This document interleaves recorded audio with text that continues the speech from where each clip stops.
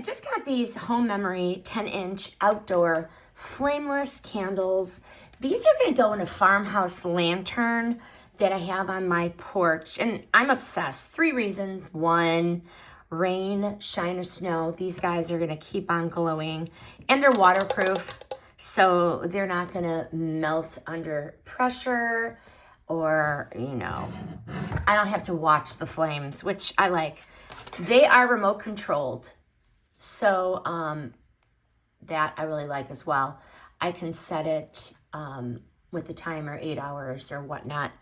And it has 500 hours of mood lighting.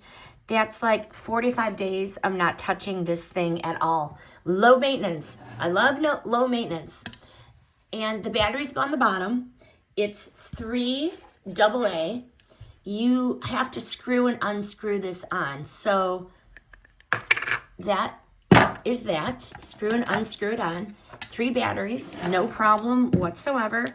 They're cute, they're tough, and they're really going to make the outdoor space look like we hired a designer to do it. My lanterns are really going to glow with these. Highly recommend.